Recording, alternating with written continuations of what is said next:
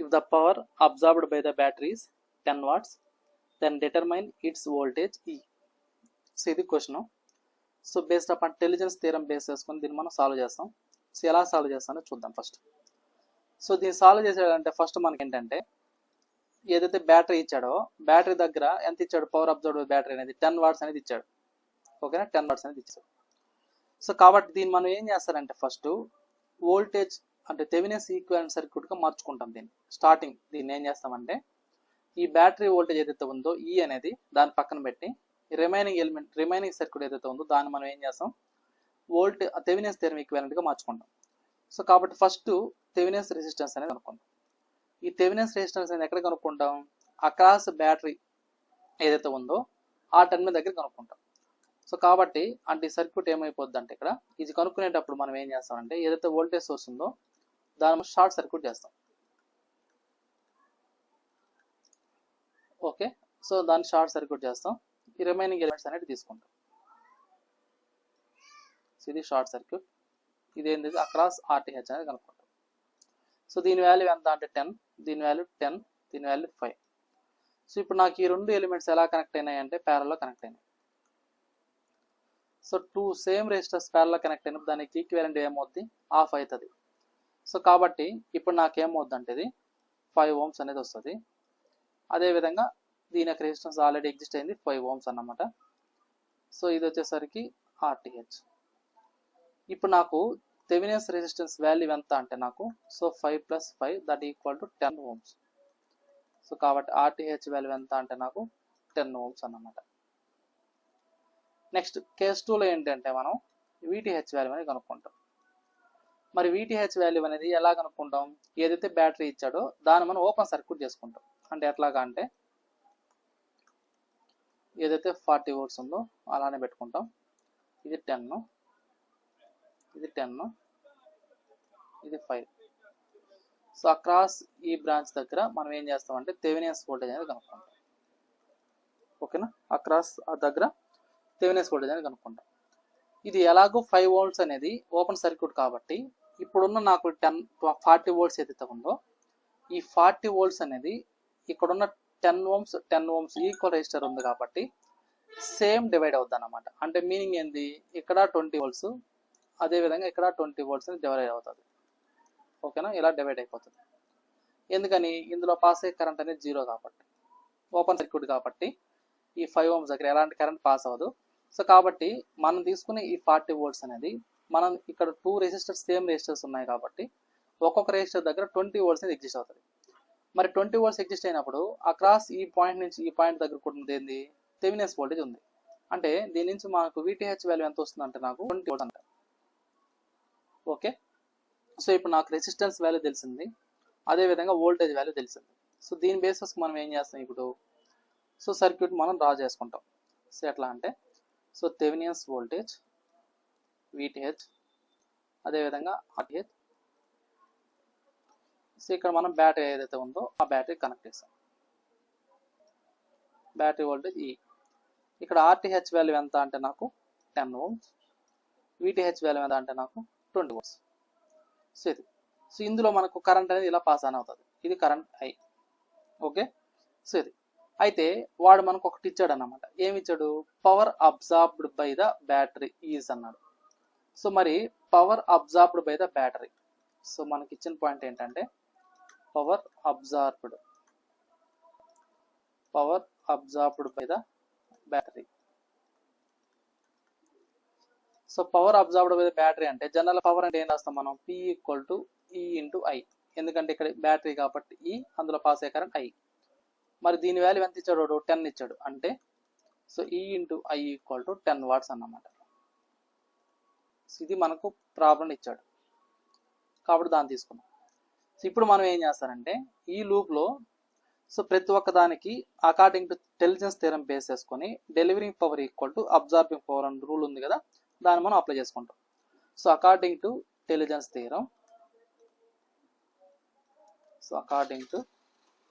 Theorem ఇక్కడ మనం ఏం చెప్పామంటే so delivering power = absorbing power.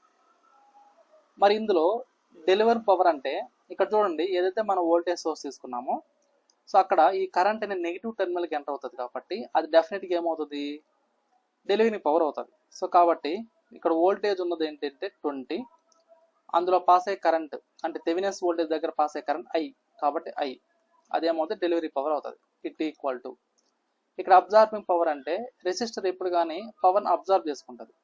So కాబట్టి అక్రాస్ రెసిస్టర్ దగ్గర పవర్ కనుక్కోవాలంటే ఓన్లీ కరెంట్ ఉన్నప్పుడు ఏం చేస్తామంటే మనం I²R తీసుకుంటాం. ఓకేనా, I²R తీసుకుంటాం. ఒకవేళ వోల్టేజ్ తెలిస్తే V × I చేస్తాం. బట్ ఇక్కడ నాకు ఓన్లీ కరెంట్ అండ్ రెసిస్టెన్స్ ఉంది కాబట్టి సో 10 × I² అవుతుంది, ఎందుకంటే I²R కాబట్టి పవర్ అక్రాస్ రెసిస్టర్ దగ్గర. Next battery. సో బ్యాటరీ దగ్గర ఆల్రెడీ ఇక్కడ క్లారిటీకి ఇచ్చేసాడు power absorbed by the battery అని. మరి power absorbed by the battery అన్నప్పుడు ఎంత, అది దాని వాల్యూ 10, ఎందుకంటే ఆల్రెడీ వాళ్ళు క్లారిటీ ఇచ్చేసాడు కాబట్టి. ఓకే, అది క్లియర్. సో ఇప్పుడు దీని నుంచి నాకేమవుద్ది, సో అన్నిట్లో 10 క్యాన్సిల్ చేసుకుంటే ఇదేమో 1, ఇది 1, ఇది 2, అంటే సో 2I = I² + 1. సో దీని నుంచి I² - 2I + 1 = 0. సో ఇది వస్తుంది అన్నమాట. అంటే I - 1 హోల్ స్క్వేర్ చేసాం అనుకో, ఇప్పుడు నాకేమొస్తుంది I² + 1 - 2I వస్తుంది. సో కాబట్టి దీని ఏంటంటే I - 1 హోల్ స్క్వేర్ = 0. సో దీని నుంచి నాకు I - 1 = 0. దీని నుంచి కరెంట్ I = ఎంత అంటే 1 ఆంపియర్. కరెంట్ I ఎంత అంటే 1 ఆంపియర్. సో ఇప్పుడు నాకు ఏదైతే వాడు ప్రాబ్లం ఇచ్చాడో అంటే battery voltage into current = 10 watts అని, దాని బేసిస్కి మనం ఏం చేస్తారంటే ఇక్కడ బ్యాటరీ వోల్టేజ్ అనేది కనుక్కుంటాం. అంటే ఏదైతే EI = 10 అని ఇచ్చాడో ఇందులో I వాల్యూ ఎంత అంటే 1, దట్ = 10 వాట్స్. సో దీని నుంచి నాకు బ్యాటరీ వోల్టేజ్ ఎంత అంటే 10 వోల్ట్స్. సో కాబట్టి మనకి ఇచ్చిన ప్రాబ్లంలో బ్యాటరీ వోల్టేజ్ ఎంత అంటే నాకు 10 volts battery voltage. So battery voltage మనం E అనుకుంటాం. సో దాని వాల్యూ ఎంత అంటే నాకు 10 వోల్ట్స్ అన్నమాట. సో ఇది మనకు అడిగిన క్వశ్చన్కి ఆన్సర్. అంటే దీంట్లో మనం ఏం చేసాము, థెవెనిన్స్ థియరం యూస్ చేసుకున్నాం, టెలిజెన్స్ థియరం అనేది యూస్ చేసుకున్నాం. సో రెండింటిని యూస్ చేసుకుని సింపుల్గా కనుక్కున్నాం. Okay, all of you clear.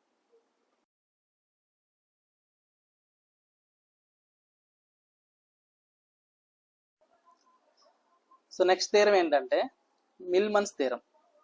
So Millman's theorem అనేది ఎప్పుడు అప్లై చేస్తాం, ఎలా అప్లై చేస్తాం ఏంటి అన్నప్పుడు, ఎప్పుడైతే సో మనం తీసుకున్న నెట్వర్క్లో voltage source in series with resistor, voltage source in series with resistors అనేటివి n నెంబర్ ఆఫ్ అంటే మెనీ నెంబర్ ఆఫ్ బ్రాంచెస్కి డివైడ్ అయ్యి ఉన్నప్పుడు వాటిని మనం ఏం చేస్తారంటే, అంటే ఇప్పుడు చూడండి ఒకసారి, ఇప్పుడు నాకేంటంటే ఇది ఒక వోల్టేజ్ సోర్స్ ఉంది, ఇన్ సిరీస్ విత్ రెసిస్టర్ ఉంది, ఇది ఒకటి అన్నమాట. అదేవిధంగా ఒక వోల్టేజ్ సోర్స్ ఉంది, ఇన్ సిరీస్ విత్ రెసిస్టర్ ఉంది. సేమ్ అదేవిధంగా ఇంకో సోర్స్ వోల్టేజ్ సోర్స్ ఉంది, ఇన్ సిరీస్ విత్ రెసిస్టర్ ఉంది. అదేవిధంగా ఇంకో వోల్టేజ్ సోర్స్ ఉంది, ఇన్ సిరీస్ విత్ రెసిస్టర్ ఉంది. అంటే ఈ విధంగా సో మనం తీసుకున్న n number of voltage sources in series with resistor ఉన్నప్పుడు దీన్ని మనం ఏం చేస్తారంటే సింగిల్ ఈక్వివాలెంట్ సోర్స్గా మార్చుకుంటాం. అంటే single equivalent voltage in series with single equivalent రెసిస్టర్గా మార్చుకుంటాం అన్నమాట. ఓకేనా. సో దీన్ని ఇంకో పేరుతో ఏం పిలుస్తామంటే మనము ప్యారలల్ జనరేటర్ థియరం అంటారు. Parallel generator theorem. సో దీనికి అనదర్ నేమ్ ఏంటి అంటే so parallel generator theorem. Parallel generator theorem అంటారు దీన్ని.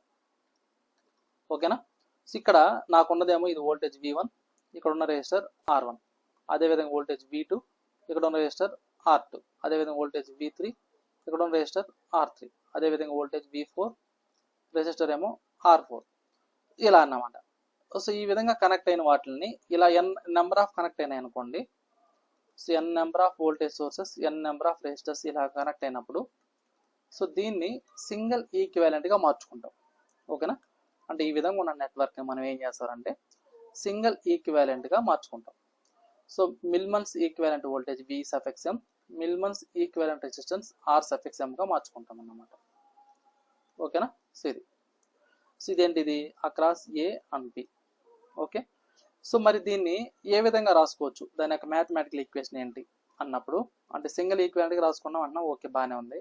మరి దీన్ని ఎలా రాస్తాం ఏంటి అన్నప్పుడు ఇక్కడ ఏదైతే మిల్మన్స్ వోల్టేజ్ తీసుకున్నామో ఈ మినిమమ్స్ వోల్టేజ్ ఏం చేస్తారంటే ఏదైతే మనం వోల్టేజ్ సోర్స్ తీసుకున్నామో వాటిని సమ్ చేస్తాం అన్నమాట. అంటే ఎట్లా, so summation I equal to 1 to n, so V suffix I by R suffix I, so divided by summation I equal to 1 to n 1 over R suffix I అన్నమాట.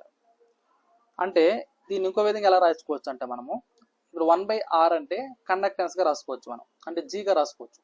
అంటే ఇదే network నేను ఇంకో విధంగా ఎలా రాస్తానంటే I equal to 1 to n, so V suffix I into G suffix I divided by summation I equal to 1 to n, so G suffix Iగా రాసుకోవచ్చు అన్నమాట. ఓకేనా.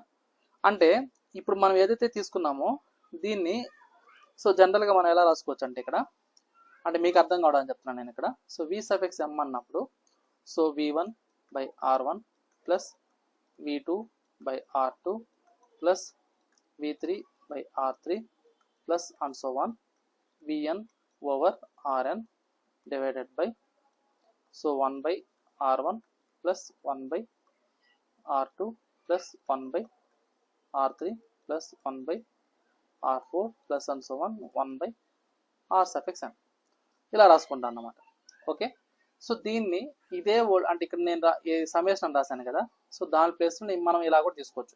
అక్కడ I అని పెట్టాను నేను, అంటే ప్రతిదాన్ని రాయకుండా డైరెక్ట్గా I వాల్యూ ప్లేస్ చేసుకుంటాం. I ఈక్వల్ టు 1 అని, I equal to 2, I equal to 3 అలా ప్లేస్ చేసుకున్నప్పుడు కూడా ఇదే వస్తుంది అన్నమాట. ఓకే. ఇప్పుడు 1/R1 1/R2 ఇలా ఉంది కదా, దీని ఇన్ టర్మ్స్ ఆఫ్ మనం కండక్టెన్స్ ఎలా తీసుకోవచ్చు అంటే ఇక్కడ, సో ఇప్పుడు నాకు V suffix M equal to so V1 G1 plus V2 G2 plus V3 G3 plus and so on, so Vn Gn divided by so G1 plus G2 plus G3 plus and so on G suffix M ఇలా రాసుకోవచ్చు అన్నమాట. ఇదేంటిది మనం తీసుకునే మిల్మన్స్ theory యొక్క voltage. మరి అట్లాంటప్పుడు అదే విధంగా రెసిస్టర్ ఏమవుతుంది, సో ఇక్కడ రెసిస్టర్ వాల్యూ అంటే మనం తీసుకునే మిల్మన్స్ థియరీ యొక్క ఈక్వల్ రెసిస్టెన్స్ అన్నప్పుడు సో దీన్ని ఎలా రాసుకోవచ్చు అంటే మనము so 1/R1 plus 1/R2 plus 1/R3 plus and so on plus 1/R suffix అనగా రాసుకోవచ్చు. ఓకేనా. ఇది సఫిక్స్ M. అయితే దీన్ని ఈ విధంగా అంటే సమ్మేషన్ అప్లై చేసి ఎలా రాసుకోవచ్చు అంటే మనము so R suffix M equal to 1 over so summation I ఒక్క నిమిషం కింద రాస్తాను. సో ఇక్కడ నాకేమవుతుందంటే summation I equal to 1 to n 1/R suffix I, so ఇది అవుతుంది అన్నమాట. దీన్ని ఎలా రాసుకోవచ్చు అంటే మనం 1 summation I equal to 1 to n so GIగా ఒకటి రాసుకోవచ్చు. అంటే 1/RI అంటే కండక్టెన్స్ కాబట్టి ఇలా అన్నమాట. ఓకేనా. సో మీకు గుర్తుంటే ఈ విధంగా సమ్మేషన్ నేర్చుకోండి, అలా మా కన్ఫ్యూజన్ అయితే ఇలా నేర్చుకోండి. సో ఇది ఓకేనా. ఈక్వివాలెంట్ అంటే మనం తీసుకునే మిల్మన్స్ థియరీ ఈక్వివాలెంట్ రెసిస్టెన్స్, అదేవిధంగా ఈక్వివాలెంట్ వోల్టేజ్. ఇది ఎప్పుడు ఇది, సో మనం తీసుకునే voltage in series with resistor ఉన్నప్పుడు మనం అప్లై చేసే మిల్మన్స్ థియరీ కాన్సెప్ట్ అనేది ఇలా తీసుకుంటాం. అంటే number of voltage source in series with resistor ఉన్నదాన్ని single voltage source in series with రెసిస్టర్గా మనం మార్చుకుంటాం అన్నమాట. ఓకేనా. ఆ ఎంటైర్ నెట్వర్క్ని ఇలా సింగిల్గా మార్చుకుంటాం. అదేవిధంగా ఇప్పుడు ఒకవేళ మనం తీసుకున్న దాంట్లో current source in parallel with resistor ఉన్నది అనుకోండి, అంటే ఇప్పుడు మనం దాకా voltage source in series with తీసుకున్నాం కదా, అలా కాకుండా కొన్నిసార్లు మనకి ఎలా ఉంటుంది అంటే మనకు నెట్వర్క్లో ఇక్కడ చూడండి ఒక్కోసారి ఇలా ఇస్తాడు అన్నమాట. ఇది ఒక current source in parallel with resistor,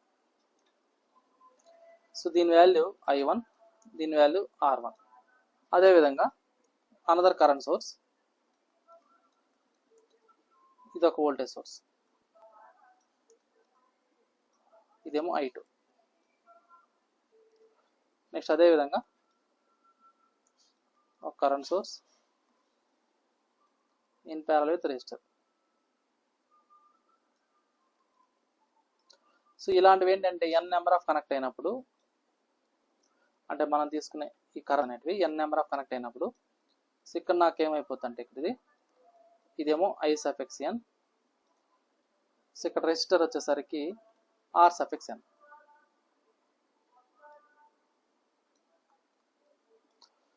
so ఇలా ఉంటుంది అన్నమాట నెట్వర్క్. సో ఇలా సో దీన్ని మనం ఏం చేస్తారంటే ఒక ఈక్వివాలెంట్ నెట్వర్క్గా మార్చుకుంటాం. అది ఎలాగంటే single current source in parallel with రెసిస్టర్గా మార్చుకుంటాం. ఇక్కడ ఏంటి, నెంబర్ ఆఫ్ కరెంట్ సోర్స్ ఏవైతే ఉన్నాయో ఆ number of current source parallel with resistor connect అయిన వాటిని so single equal source in parallel with రెసిస్టర్గా మార్చుకుంటాం అన్నమాట. మరి ఇందులో మనకి కరెంట్ ఎలా కనుక్కుంటాం ఏంటి అన్నప్పుడు, సో ఇందులో కూడా same summation I equal to 1 to n.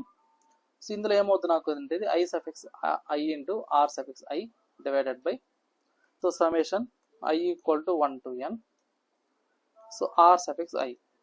ఇదన్నమాట కరెంట్. అంటే మనం తీసుకునే మినిమం కరెంట్ అనేది ఇలా తీసుకుంటాం. సేమ్ అదే ఇందులో రెసిస్టెన్స్ ఎలా తీసుకుంటామంటే దీన్ని RM డాష్ తీసుకుందాం, ఎందుకంటే కన్ఫ్యూజ్ అవ్వకుండా ప్రీవియస్ దానికి దీనికి. ఇది అవుద్ది summation I equal to 1 to n RI అవుతుంది. Summation I equal to 1 to n R suffix I అవుతుంది అన్నమాట. మనం ఏం చేస్తాం, సో మిల్మన్స్ థియరంలో current source in parallel with resistor ఉన్నదానికి ఈ ఫార్ములా యూస్ చేసుకుంటాం. ఇంకా voltage source in series with resistor ఉన్నదానికి ఈ కాన్సెప్ట్ అనేది యూస్ చేసుకుంటాం. ఓకే, సో ఇది మనకేంటంటే మిల్మన్స్ థియరం గురించి. సో దీని రిలేటెడ్ ఒక ప్రాబ్లం డిస్కస్ చేద్దాం, అప్పుడు మీకు క్లారిటీ వస్తుంది. క్లియర్?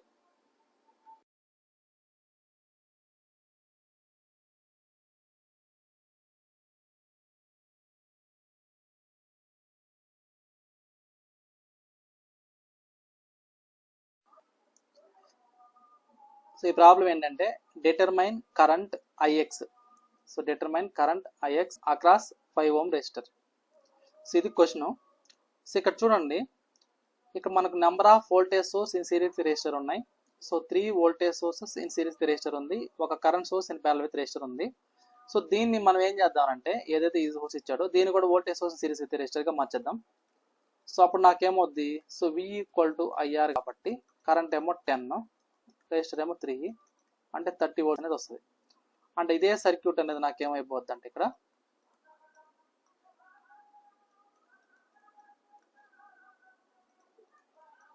సో ఒక సిరీస్ విత్ రెసిస్టర్గా మార్చేస్తాను నేను. సో ఇదంతా ఇది 1 ohm, ఇది వచ్చేసరికి 2 ohms, ఇది వచ్చేసరికి 3 ohms, ఇది వచ్చేసరికి 4 ohms.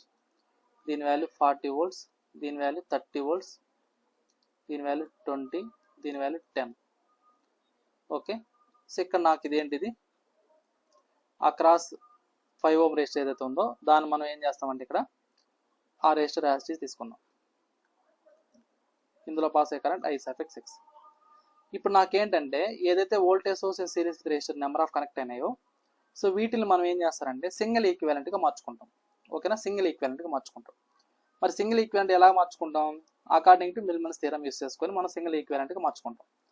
అంటే ఈ సర్క్యూట్ బికమ్స్ ఏమవుతుందంటే నాకు ఒక voltage source in series with resistor across మనం ఏదైతే తీసుకున్నామో ఆ వాల్యూ అంటే 5 ohms ఏదైతే ఉందో అది. ఇందులో పాస్ అయ్యే కరెంట్ I సఫిక్స్ X. ఇది వచ్చేసరికి మిల్మన్స్ ఈక్వివలెంట్ రెసిస్టెన్స్, ఇది వచ్చేసరికి మిల్మన్స్ ఈక్వివలెంట్ వోల్టేజ్. ఇలా మార్చుకోవాలి.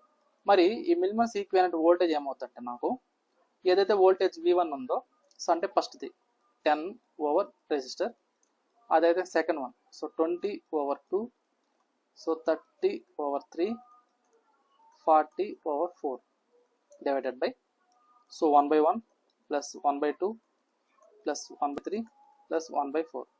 ఇక్కడ 1, 2, 3, 4 అంటే ఏంటంటే రెసిస్టర్స్ వాల్యూస్, 10, 20, 30, 40 అనేది ఏంటంటే వోల్టేజ్ సోర్సెస్. సో ఇది చేస్తే నాకు ఎంత వస్తుంది అంటే వాల్యూ 9.6 volts అనేది వస్తుంది. అదేవిధంగా ఇక్కడ Millman's equal resistance value so 1 over so 1/1 plus 1/2 plus 1/3 plus 1/4. అంటే మనం ఇంతకుముందు ఏదైతే ఫార్ములా రాసుకున్నాం దాని బేసెస్కొని వేసాను నేను.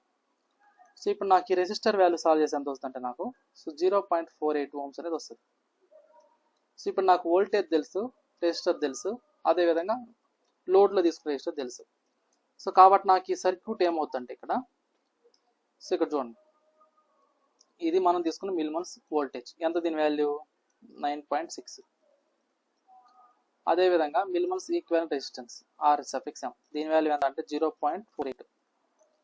అదేవిధంగా అక్రాస్ లోడ్ రెసిస్టర్ వాల్యూ ఎంత 5, ఇందులో పాస్ అయ్యే కరెంట్ ఎంత I సఫిక్స్ X. సో కాబట్టి ఇప్పుడు దీని నుంచి నాకు కరెంట్ IX అన్నప్పుడు సో 9.6 ఓవర్ 5.48 అవుతుంది. ఓకేనా, 5.48 అవుతుంది. అంటే దీని వాల్యూ ఎంత వస్తుంది అంటే నాకు 1.75 amperes వస్తుంది. సో కరెంట్ I సఫిక్స్ ఎంత అంటే నాకు 1.75 amperes. సీదా నాకేమవుద్ది, మనం తీసుకునే మినిమం సర్క్యూట్కి కరెంట్ అనేది అవుతుంది. ఓకే, సో ఇది అర్థమైంది అందరికీ? ఎవరికైనా ఏమైనా డౌట్ ఉందా?